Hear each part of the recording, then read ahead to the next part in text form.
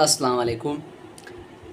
आज की इस वीडियो में मैं डिस्कस करूंगा नेचुरल फर्टिलाइज़र्स और सिंथेटिक फर्टिलाइज़र कि नेचुरल फर्टिलाइज़र और सिंथेटिक फर्टिलाइज़र में क्या फ़र्क होता है। तो सबसे पहले देखते हैं नेचुरल फर्टिलाइज़र्स। नेचुरल फर्टिलाइज़र्स को हम ऑर्गेनिक फर्टिलाइज़र भी कहते हैं। इसी तरह सिंथेटिक फर्टिलाइज़र्स को इनऑर्गेनिक फर्टिलाइज़र भी कहा जाता है। नेचुरल फर्टिलाइज़र क्या है? The fertilizers which derived from the product of living organisms such as rotten leaf, dead body of plant and animals and animal manure।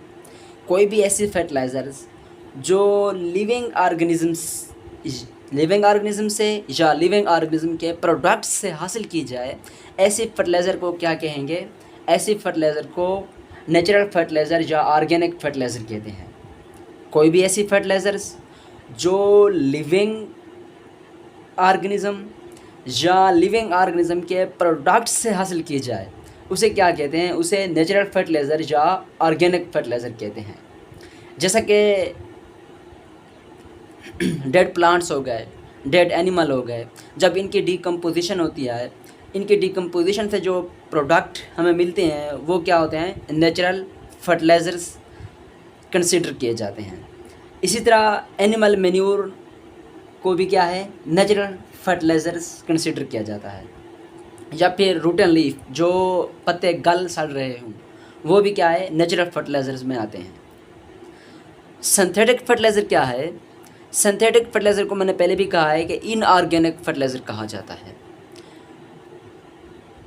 The fertilizer which are artificially manufactured from mineral elements। कोई भी ऐसी fertiliser जो मसनूई तौर पर, artificially तौर पर mineral elements से तैयार की जाए, इसे क्या कहेंगे? इसे सिंथेटिक फर्टिलाइज़र या इनऑर्गेनिक फर्टिलाइज़र कहेंगे। अब नेचुरल फर्टिलाइज़र के बहुत से एडवांटेजेस भी हैं और डिसएडवांटेजेस भी हैं। इन एडवांटेजेस और डिसएडवांटेजेस को देखते हैं कि नेचुरल फर्टिलाइज़र के कौन से एडवांटेजेस हो सकते हैं और कौन से डिसएडवांटेजेस हो सकते हैं। एडवांटेजेस में है कि नेचुरल फर्टिलाइज़र क्या करती है? Water holding capacity of soil को क्या करती है? इम्प्रूव करती है। सॉइल की वाटर होल्डिंग कैपेसिटी को क्या है? इम्प्रूव कर देती है। सॉइल ज़्यादा क्या है? वाटर को रिटेन कर सकती है अगर क्या है? नेचुरल फर्टिलाइज़र इस सॉइल में अप्लाई किया जाए। Natural fertiliser improve soil texture and soil structure. जो नेचुरल फर्टिलाइज़र होती है वो सॉइल टेक्सचर और सॉइल स्ट्रक्चर दोनों को क्या करती है? इम्प्रूव करती है। Natural fertiliser source of organic content. जो नेचुरल फर्टिलाइज़र होते हैं वो क्या है? ऑर्गेनिक कंटेंट का एक सोर्स होती है। सॉइल में क्या है? ऑर्गेनिक कंटेंट में इजाफा कर देती है natural fertiliser. Natural fertiliser is a provide beneficial macro organism. Natural fertiliser क्या करती है? बेनिफिशियल मैक्रो ऑर्गेनिज्म प्रोवाइड करती है। जो ये मैक्रो ऑर्गेनिज्म क्या करेंगे?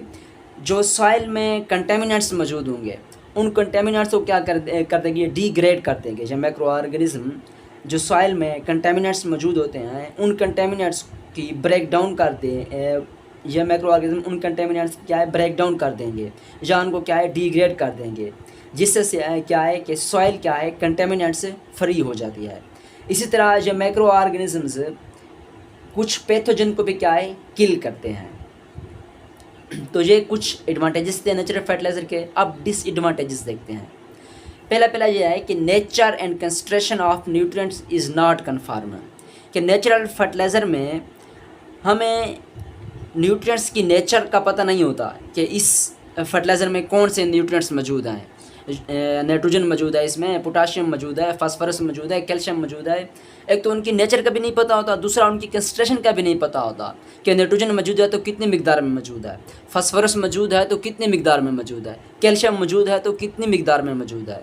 तो पहला डिसएडवांटेज क्या हुआ कि नेचुरल फर्टिलाइज़र्स में नेचर और कंसंट्रेशन कन्फर्म नहीं होती। न्यूट्रिएंट्स की नेचर और कंसंट्रेशन क्या है? कन्फर्म नहीं होती।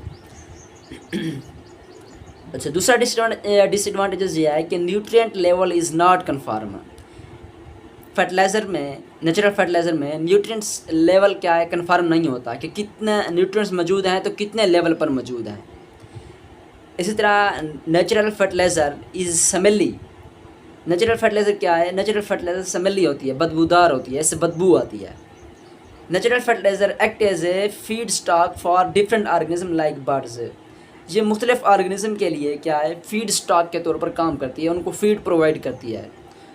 तो जब ये फीड स्टॉक के तौर पर काम करेगी तो बेनिफिशियल ऑर्गेनिज्म भी डेवलप होंगे और ऐसे ऑर्गेनिज्म भी डेवलप हो जाएंगे जो क्या है, सॉइल के लिए अच्छे नहीं होते या क्रॉप के लिए अच्छे नहीं होते। Nutrients release is not confirm, कि जब मिनरलाइजेशन होती है, मिनरलाइजेशन से भाई कौन से न्यूट्रिएंट रिलीज़ हो रहे हैं, कितने न्यूट्रिएंट रिलीज़ हो रहे होते हैं, ये कन्फर्म नहीं होता। तो ये थी नेचुरल फर्टिलाइज़र्स, उसके हमने कुछ एडवांटेजेस और कुछ डिसएडवांटेजेस देखे हैं।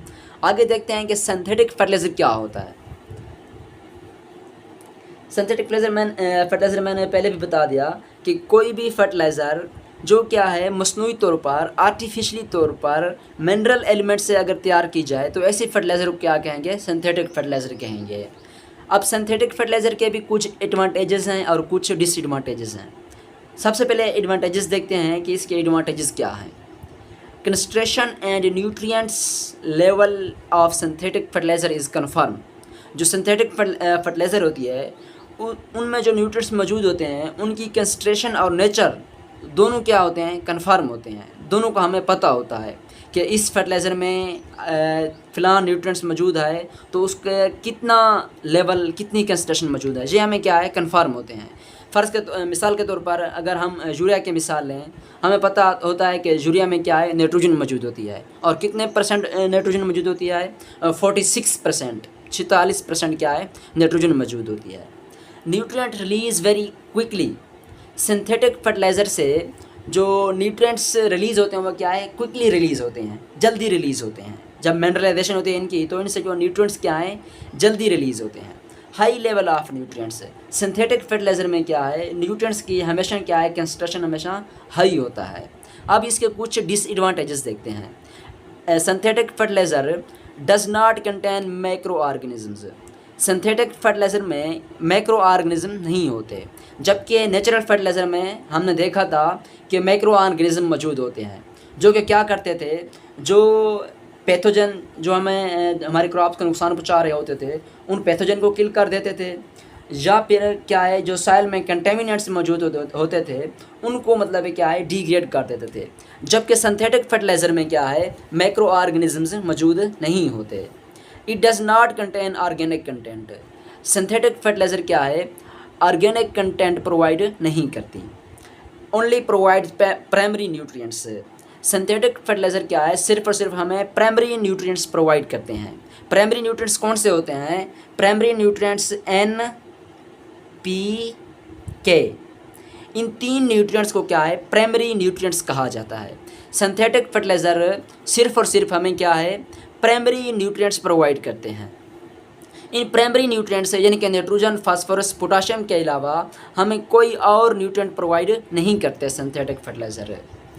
फिर है कि it does not improve the physical properties of soil. Synthetic fertiliser physical properties को इम्प्रूव नहीं करती, जैसा कि सॉइल स्ट्रक्चर है, सॉइल टेक्सचर है, सॉइल स्ट्रक्चर और सॉइल टेक्सचर को ये इम्प्रूव नहीं करती। तो ये था नेचुरल फर्टिलाइज़र्स और सिंथेटिक फर्टिलाइज़र के बारे में।